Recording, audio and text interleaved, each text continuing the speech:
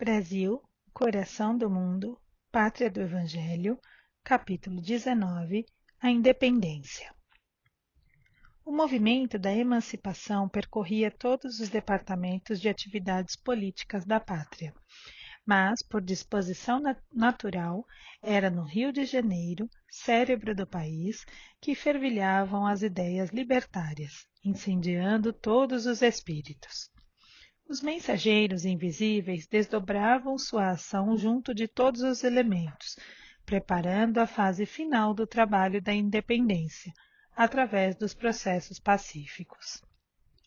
Os patriotas enxergavam no príncipe Dom Pedro a figura máxima, que deveria encarnar o papel de libertador do Reino do Brasil. O príncipe, porém, considerando as tradições e laços de família, hesitava ainda em optar pela decisão suprema de se separar, em caráter definitivo, da direção da metrópole. Conhecendo as ordens rigorosas das Cortes de Lisboa, que determinavam o imediato regresso de Dom Pedro a Portugal, reúnem-se os cariocas para tomarem as providências de possível execução e uma representação com mais de 8.000 assinaturas é levada ao príncipe regente, pelo Senado da Câmara, acompanhada de numerosa multidão, a 9 de janeiro de 1822. Dom Pedro, diante da massa de povo, sente a assistência espiritual dos companheiros de Ismael, que o incitam a completar a obra da emancipação política da pátria do Evangelho, recordando-lhe simultaneamente as palavras do pai no instante das despedidas. Aquele povo já possuía a consciência da sua maioridade e nunca mais suportaria o retrocesso à vida colonial, integrado que se achava no patrimônio de suas conquistas e das suas liberdades.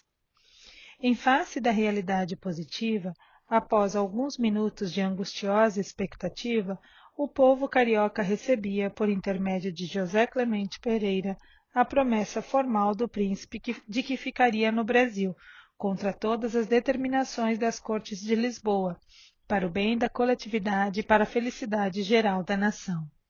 Estava assim proclamada a independência do Brasil, com a sua audaciosa desobediência às determinações da metrópole portuguesa. Todo o Rio de Janeiro se enche de esperança e de alegria, mas as tropas fiéis a Lisboa resolvem normalizar a situação, ameaçando abrir luta com os brasileiros, a fim de se fazer cumprirem as ordens da coroa. Jorge de Avilés, comandante da divisão, faz constar imediatamente os seus propósitos, e a 11 de janeiro as tropas portuguesas ocupam o Morro do Castelo, que ficava a cavaleiro da cidade. Ameaçado de bombardeio, o povo carioca reúne as multidões de milicianos, incorpora-os às tropas brasileiras e se posta contra o inimigo no Campo de Santana. O perigo iminente faz tremer o coração fraterno da cidade. Não fosse o auxílio do alto, todos os propósitos de paz se teriam malogrado numa pavorosa maré de ruína e de sangue. Ismael acode ao apelo das mães desveladas e sofredoras, e com seu coração angélico e santificado, penetra as fortificações de Avilés e lhe faz sentir o caráter odioso das suas ameaças à população. A verdade é que, sem um tiro, o chefe português obedeceu, com humildade, à intimação do príncipe Dom Pedro, capitulando a 13 de janeiro e retirando-se com as suas tropas para a outra margem da Guanabara, até que pudessem regressar com elas para Lisboa. Os patriotas, daí por diante, já não pensam noutra coisa que não sejam a organização política do Brasil. Todas as câmaras e núcleos culturais do país se dirigem a Dom Pedro em termos elogiosos, louvando-lhe a generosidade e exaltando-lhe os méritos. Os homens eminentes da época, a cuja frente somos forçados a colocar a figura de José Bonifácio, como a expressão culminante dos Andradas, auxiliam um príncipe regente, sugerindo-lhe medidas e providências necessárias. Chegando ao Rio por ocasião do grande triunfo do povo, após memorável resolução do Fico, José Bonifácio foi feito ministro do Reino do Brasil e dos Negócios Estrangeiros.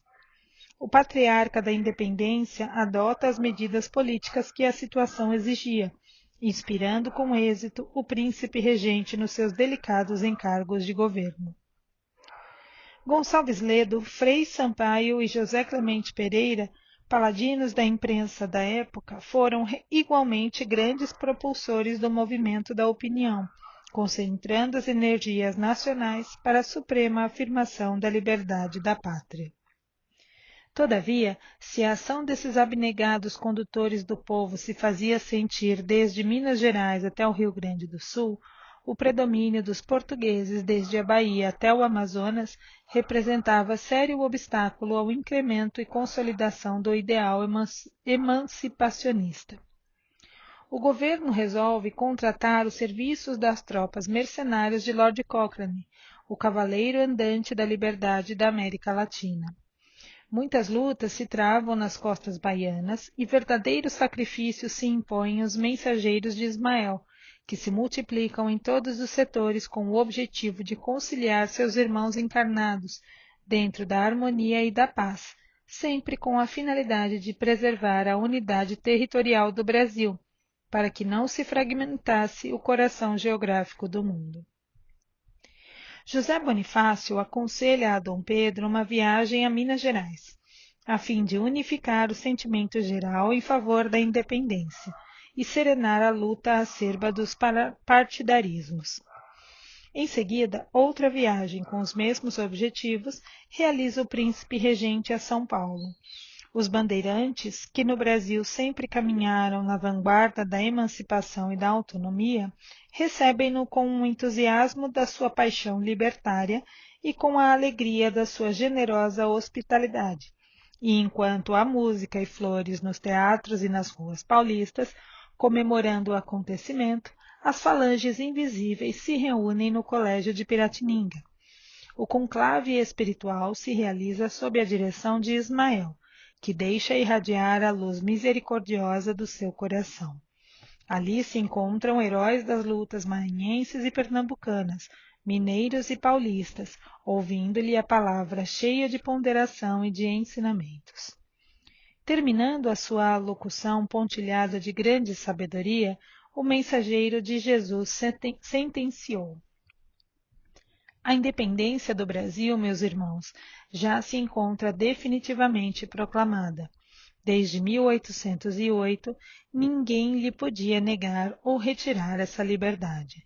A emancipação da pátria do Evangelho consolidou-se, porém, com os fatos verificados nestes últimos dias, e para não quebrarmos a força dos costumes terrenos, escolheremos agora uma data que assinale aos pósteros essa liberdade indestrutível. Dirigindo-se ao Tiradentes, que se encontrava presente, rematou: O nosso irmão, martirizado há alguns anos pela grande causa, acompanhará Dom Pedro em seu regresso ao Rio, e ainda na terra generosa de São Paulo, auxiliará o seu coração no grito supremo da liberdade. Uniremos assim, mais uma vez, as duas grandes oficinas do progresso da pátria, para que sejam as registradoras do inesquecível acontecimento nos fastos da história. O grito da emancipação partiu das montanhas e deverá encontrar aqui o seu eco realizador. Agora, todos nós que aqui nos reunimos no Sagrado Colégio de Piratininga, elevemos a Deus o nosso coração em prece pelo bem do Brasil. Dali, do âmbito silencioso daquelas paredes respeitáveis, saiu uma vibração nova de fraternidade e de amor. Tiradentes acompanhou o príncipe nos seus dias faustosos, de volta ao Rio de Janeiro. Um correio providencial leva ao conhecimento de Dom Pedro as novas imposições das Cortes de Lisboa, e ali mesmo, nas margens do Ipiranga, quando ninguém contava com essa última declaração sua, ele deixa escapar o grito de independência ou morte, sem suspeitar de que era dócil instrumento de um emissário invisível, que velava pela grandeza da pátria. Eis porque o 7 de setembro, com escassos comentários da história oficial, que considerava a independência já realizada nas proclamações de 1º de agosto de 1822, passou à memória da nacionalidade inteira como o Dia da Pátria e a data inovidável da sua liberdade. Esse fato, despercebido da maioria dos estudiosos, representa a adesão intuitiva do povo aos elevados desígnios do mundo espiritual. Notas do editor. Nota 129. José Clemente Pereira. Foi um político brasileiro de origem portuguesa. Nota 130. Jorge de Avilés. Jorge de Avilés Zuzarte de Souza Tavares, 1785 a 1845. Nota 131. José Bonifácio de Andrada e Silva, 1773 a 1838, político brasileiro. Nota 132. Lord Cochrane. Thomas A. Cochrane, 1775 a 1860, foi um militar e nobre escocês.